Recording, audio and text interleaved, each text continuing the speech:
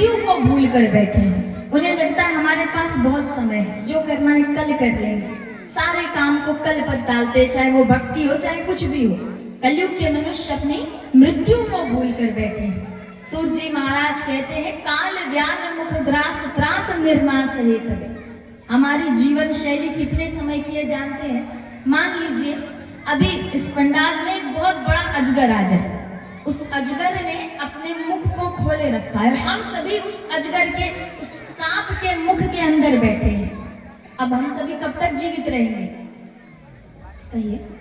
जब तक वो सांप अपना मुख बंद नहीं कर लेता। जितने समय वो सांप अपना मुख खोले बैठा है, बस इतने समय की हमारी जीवन शैली है। जब हम एक सांस अंदर लेते हैं ना, वो सांस बाहर आएगी इसका भी कोई ठिकाना नहीं है। और फिर भी हम सारी चीजों को, भक्ति पूजा पाठ, अपने सारे काम को कल कर डाले बैठे हैं। सो सूत जी महाराज कहते हैं, ऐसे समय में अगर कलयुग के मनुष्यों का कल्याण कुछ कर सकती है तो वो श्रीमद् भागवत महापुराण की कथा है। इसको श्रवण मात्र से, केवल सुनने मात्र से कलयुग के मनुष्यों का यानी हमारा कल्याण हो सकता है। आपको ज्यादा कुछ नहीं करना है, केवल ध्यान से सुनना है और याद रखना है और समझने की भी कोशिश करनी है। सूत जी महाराज कहते हैं, श्रीमद् भागवत महापुराण की कथा ऐसी है जो हमारा कल्याण कर सकती है, कलयुग के मनुष्यों का उद्धार कर सकती है।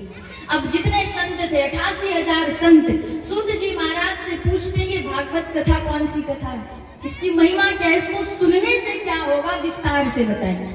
देखिए, आप सभी यहाँ जो अपना अनमोल समय दे रहे हैं, 2 घंटा 3 घंटा 4 घंटा जो भी समय हो आप दे रहे हैं, इस कथा को सुनने से कोई लाभ भी तो होना चाहिए।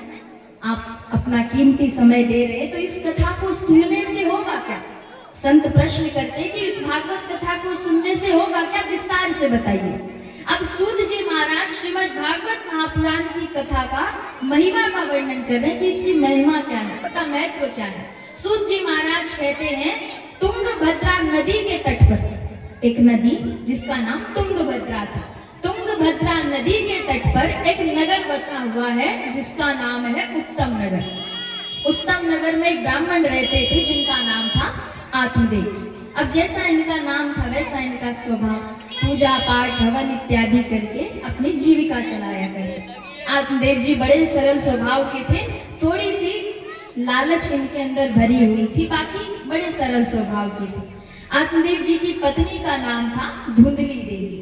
अब जैसा इनका नाम वैसा इनका स्वभाव। जब तक आत्मदेव जी घर पर रहते, अपने पति के सामने बिल्कुल हाथ जोड़े सीधी सादी अबला नारी के समान खड़ी रहती, और जैसे ही आत्मदेव जी घर से बाहर जाते, पूजा पाठ हवन इत्यादि कराने बाहर जाते थे, सोई धुंधली देवी का असली स्वरूप बाहर आता।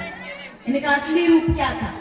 कभी पड़ोसियों से झगड़ा कर लेना, कभी किसी को अपशब्द कह देना, यानी कभी भी सही ढंग से नहीं रहती और चरित्र की भी कोई ये अच्छी नहीं थी। जब तक आत्मदेव जी रहते तब तक सीधी सादी बनी रहती, और जैसे आत्मदेव जी जाते असली रूप सामने आ जाता। वैसे आत्मदेव जी को किसी चीज की कमी नहीं थी, धन दौलत से परिपूर्ण थे, कमी थी तो केवल एक संतान की। विवाह के वर्षों बीत रहे हैं लेकिन किसी संतान की प्राप्ति नहीं हो रही, कोई बच्चा नहीं हो रहा, और इस बात की चिंता केवल आत्मदेव जी को ही है, धुंधली देवी को कोई चिंता नहीं। धुंधली देवी मन में सोचती, भले ही कोई बच्चा नहीं है, बच्चा आएगा, दिन भर बच्चे की सेवा करते रहो, फिर चुगली कौन करेगा, इधर उधर की बातों में देरी हो जाएगी, झगड़ा कैसे करेंगे, यानी इधर उधर के कामों में समस्या नहीं आना चाहिए। अच्छा है कोई बच्चा नहीं है। आत्मदेव जी लेकिन हमेशा चिंतित रहते। एक रोज उनके मन में विचार आया कि क्यों ना अपने घर पर एक गौ माता लाई जाए, गाय लाई जाए। गाय से जो भी बछड़ा या बछड़ी होगी उसे अपनी संतान जानकर प्रेम से पाल लेंगे। आत्मदेव जी अपने घर पर एक गौ माता लेकर आए। अब दुर्भाग्य ऐसा रहा कि वो गौ माता भी बांझ निकल गई, गाय को भी कोई बच्चा नहीं हो रहा। अब तो आत्मदेव जी और चिंतित रहने लगे। एक रोज दोपहर के समय आत्मदेव जी अपने घर के बाहर आंगन में खटिया पर बैठे थे। उनके कुछ पड़ोसी पधारते हैं, आकर बगल में बैठे और मीठे मीठे स्वर में ताना दे रहे हैं, यानी हंसकर मुस्कुराकर ताना मार रहे हैं।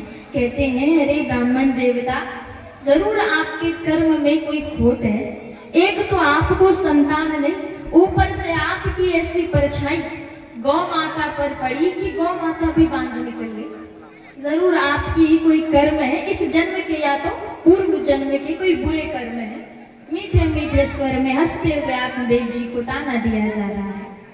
कुछ देर आत्मदेव जी सुनते हैं, सहते हैं, जब तक सुन सकते थे। अब जब सहा नहीं गया, सुना नहीं गया, बिना किसी से कुछ कहे, बिना किसी को कोई उत्तर दिए अपने स्थान से खड़े हुए हैं और जंगल की ओर चले गए। जंगल जाकर आत्मदेव जी एक पेड़ के नीचे बैठकर विलाप कर रहे, फूट फूट कर रो रहे हैं, अपने किस्मत पर, अपने दुर्भाग्य पर फूट फूट कर रो रहे हैं। तभी बगल से एक संत गुजरे। संत की दृष्टि आत्मदेव जी पर पड़ी। मन में विचार आया कि देखने से, वेशभूषा से तो कोई ज्ञानी ही लगते हैं, लेकिन ये किसी अज्ञानी मनुष्य की भांति यहाँ बैठकर रो रहे हैं। संत भागते भागते आत्म